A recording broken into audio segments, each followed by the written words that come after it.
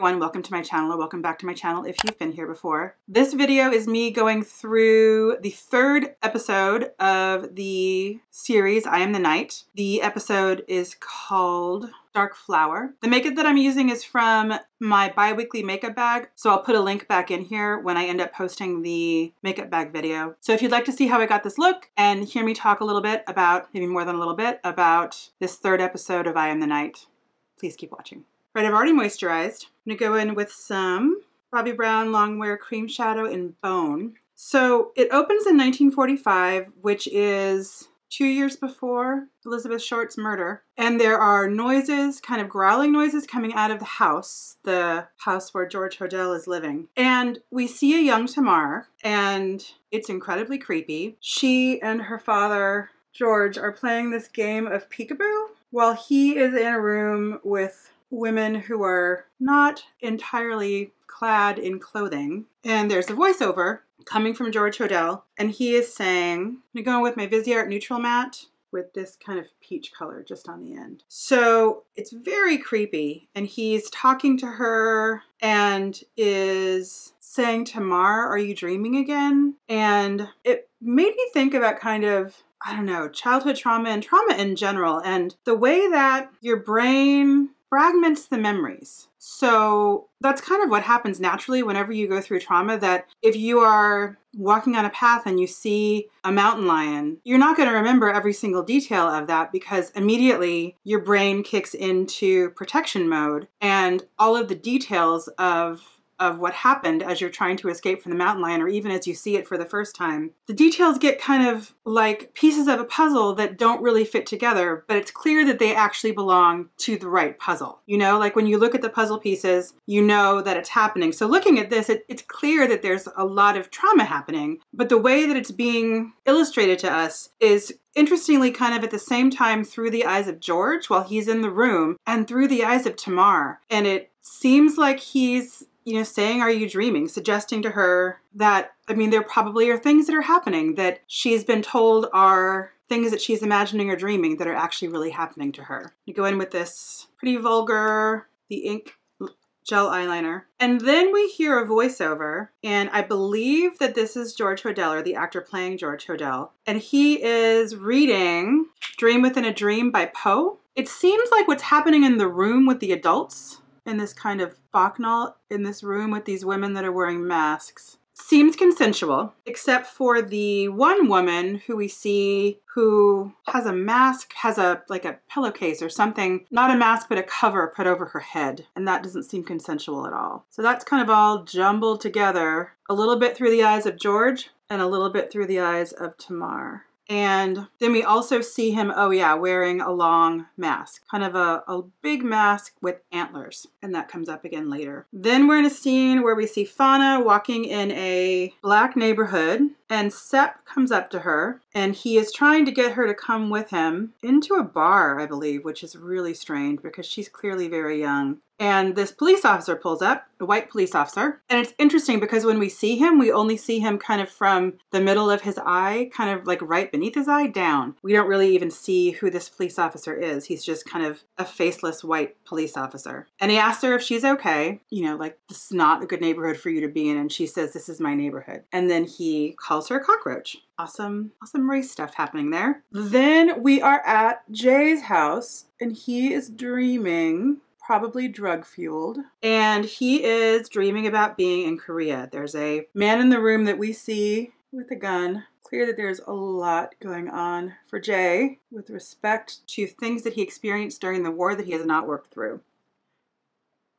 And then the police break in, and this is 1965. I don't know if that was legal, but they break in and they find these pictures that he's taken of, I think, of the dead woman, of Janice Brewster, I think. That name comes up again. I think that's who the pictures are of. I think she was the one that was in the morgue. And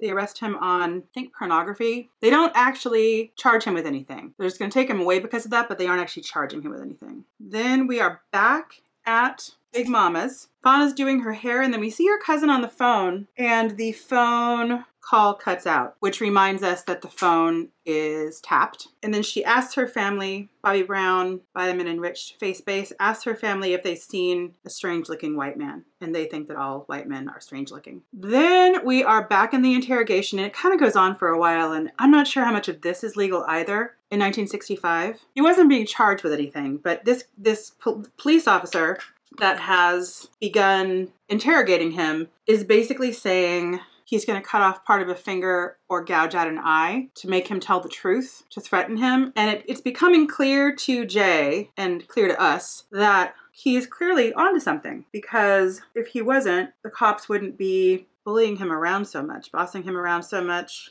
and giving him such a hard time about all of this. It's not really even true. Cover will outlast all day in, what is this in? Buff beige.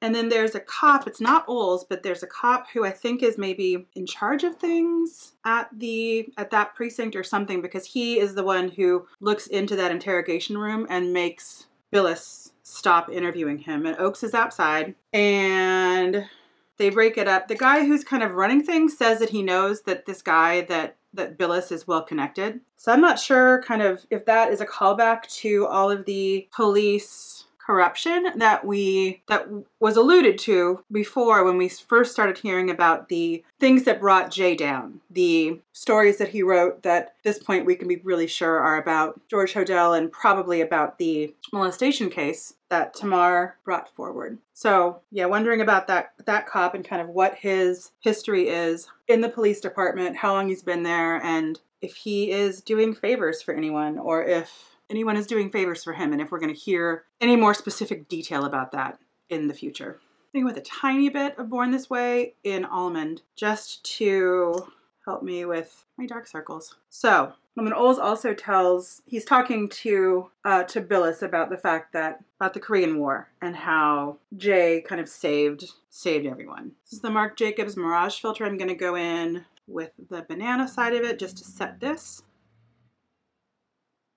This is the Urban Decay Brow Blade. I'm just going in with the pencil side. I'm not yet adventurous enough to do the pen side, but I will be very soon. Yeah, then we see Sepp painting a mask, and there are wires coming out of it too. So it's ominous and weird and a callback to that party, but it seems like things have escalated since then. Then we are back at Big Mama's house, and Fauna is talking about Karina and that she thinks that Tamar might be at the house. And then she's outside and she gets a phone call. There's a phone call for her and they call her inside. And it's Nero. And we see a tape recorder begin recording. And ultimately, I believe the person who was recording was George Hodel and Sepp, because Nero was talking about all the things that he can do with his tongue to Fauna. And that's something that becomes relevant a little bit later in the narrative. We then see Sepp following him in his car. Sepp's in his car driving down the street after Nero. Then we see Fauna arrive at Karina's house, and I am no longer concerned about money. I am really not sure how she's getting around, but I'm just going to suspend disbelief and assume that she has figured out a way to really optimize the LA bus system or something like that. She gets to Karina's house, and there's a really beautiful scene. She comes in a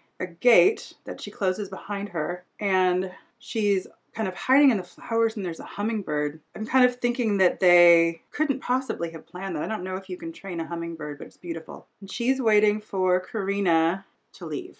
Then we're back to Jay, and he is in that bar that he keeps going to, and he busts into conversation that Peter is having with other journalists. Givenchy Prism Blush in Love. Not in Love, but the color is called Love. Jay busts into a conversation that Peter is having in the bar with these other journalists, and he's basically saying that they just arrested me, so I'm obviously onto something. And he is suggesting that maybe there's an illegal abortion clinic that the police know about. Rouge Bunny Rouge, Echo Combe Bronzer. And George Hodel, I'm not sure, but I would imagine that he performed abortions. But one of the things that is a known kind of fact about the guy in real life is that he ran a VD clinic. So it's possible that he also was performing illegal abortions. I'm going to go back in with this Marc Jacobs with the contour side. And then there's a sad scene where there's a guy in the bar and he's leaning back in his chair and he falls, and Jay runs for cover under the table. And the guys in the room are being really rude to him. They're being really insensitive to him having some PTSD, and they kind of yell shell shock at him and why don't you, like, you know, duck and cover or fire in the hole or whatever. Just not nice.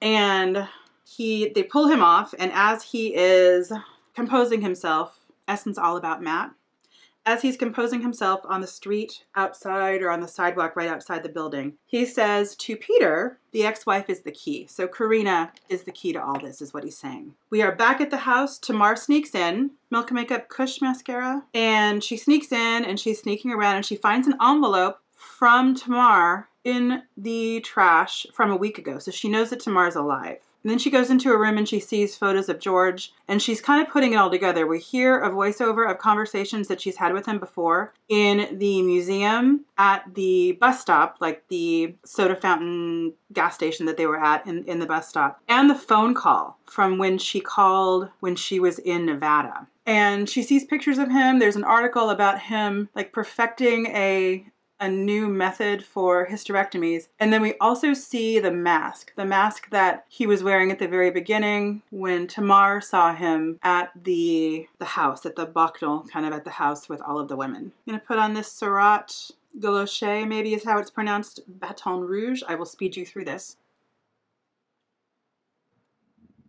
Okay, so she's still in the house. She's alone. She's seen pictures and that article about the hysterectomies and the mask. And then she hears a noise and she looks out the window and she sees that the gate that she has closed is open. And then she hears someone close the door in the house. And at first I wasn't sure if it was George or if it was Sepp, but it is Sepp. And I really like the way that it's shot. All the times when they kind of nearly miss each other. And we do see that he's carrying the mask, maybe the mask he was working on, although it doesn't look like there's a wire extending from it or even the holes for it, but definitely one of those masks, which is weird. And then at some point, Karina comes home and she realizes that someone's in the house and she says, I'm going to call the police. And Sepp goes downstairs and Fauna escapes out the window. Interestingly, we see it from Jay's perspective. Some of the shots are a little bit more close up, but a lot of it's from his perspective. And we see Fauna kind of shimmying down a drain pipe. And then we see Karina and Sepp talking to each other and she doesn't call the police. He just leaves. So that's interesting that she didn't actually call the police. Then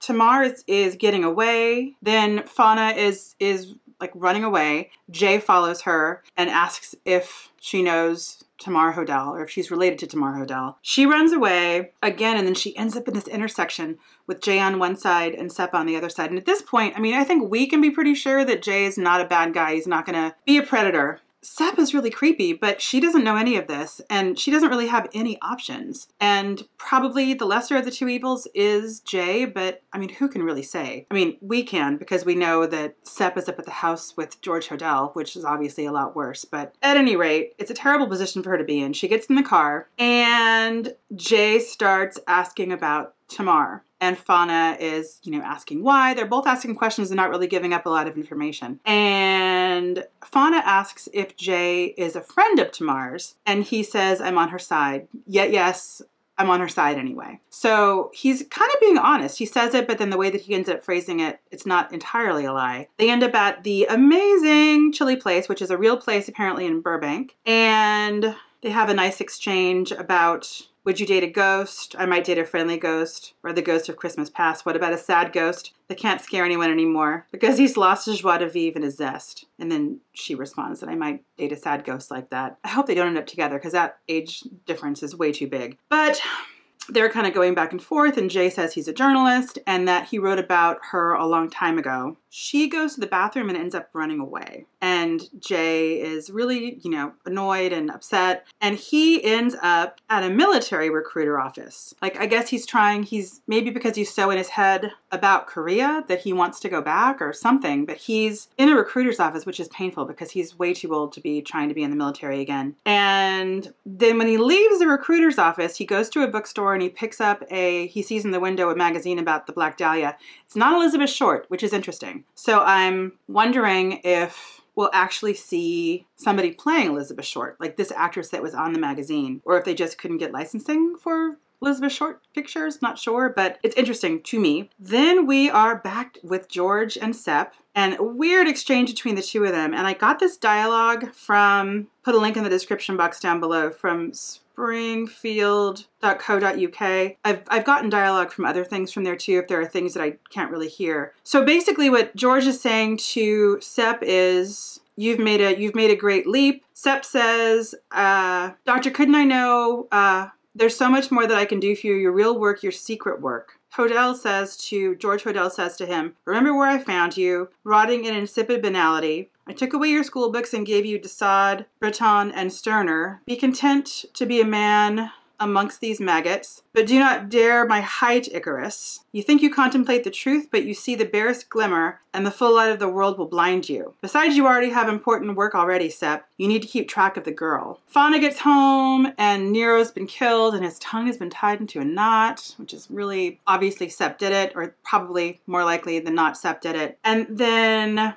she sneaks into Terrence's car. He's the other guy from the party, the nicer guy from the party. And she says, I'm not safe here. Please take me somewhere, to a hotel, to whatever. He ends up taking her back to her place, his place.